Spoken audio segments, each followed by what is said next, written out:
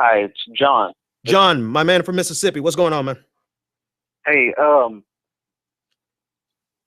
was calling to kind of get your perspective because, I'm a white boy in Mississippi, and and it kind of struck me, and I really didn't know quite how to take it or how to understand what's going on with Representative John Lewis Mm-hmm. and his comments, because like I try to give a lot of leeway in that there's just some like things I don't understand, like the gentleman that was on earlier, Mm-hmm. the guy from Nevada. Yeah. I understand there's a certain level where I'm not going to understand, but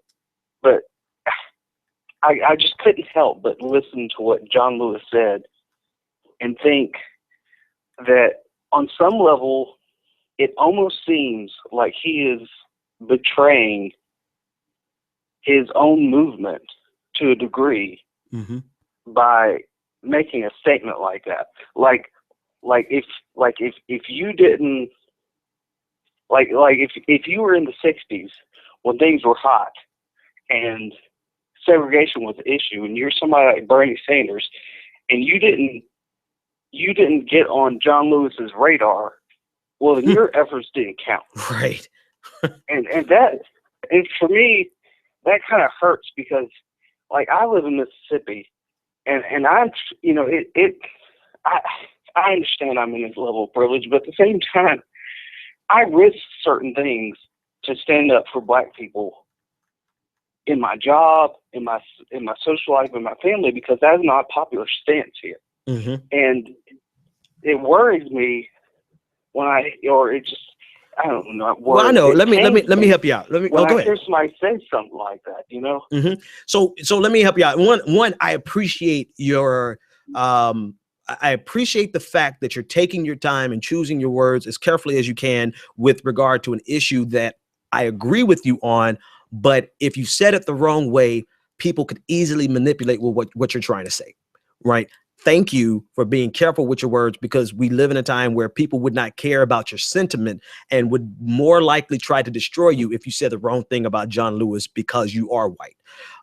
So I pulled that out and I mentioned that first because it may be, to me, it's a necessary evil for our white allies to definitely choose your words as carefully as you can, because there are some Black people who are not our allies who will manipulate what you have said.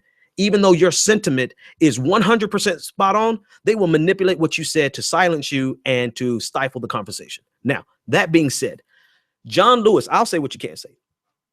John Lewis has become comfortable in the status quo. He has become successful in the Democratic establishment. He owes a lot of his late in life success and sustenance to the Democratic Party, right? He is maintained on, this is his life.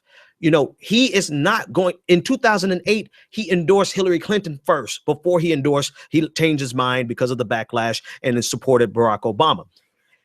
It becomes more of a conversation about, are you in or are you out? Less of a conversation about, are you Black or are you white? If you're in, you're going to support Hillary Clinton and you're going to try to destroy anyone who's going to fight against that. You're going to just try to destroy any narrative. And particularly, they have to target Bernie Sanders' civil rights record because his record is so pristine compared to that of Hillary Clinton in the 60s. Right. But it doesn't matter. It doesn't matter that he's Black. It doesn't matter that Bernie Sanders is white. All that matters is that John Lewis is on the inside of the Democratic establishment, and he has a vested interest in protecting the Democratic establishment. That's just how it goes. Donna Brazile, she's in they really want us to believe that they're not partisan. They are a part of the Democratic establishment. So are they selling out their people? They're selling out progressivism. I would say they're selling out progressivism more than they're selling out African Americans. But because so many African Americans are disproportionately poor, and the policies that Bernie Sanders would present would disproportionately affect Black people in a positive way, then I'll say it for you. Yeah, they're selling out the poor African Americans. And there's just no other way to cut it, right? They're comfortable, upper middle class. They have gotten their success, and there is to them is more important.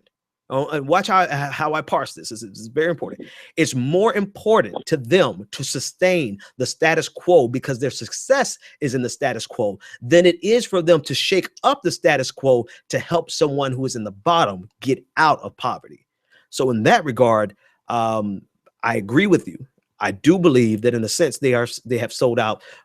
They've sold out poor people in general, and to me that is very, very, very a sad statement when they need the vote.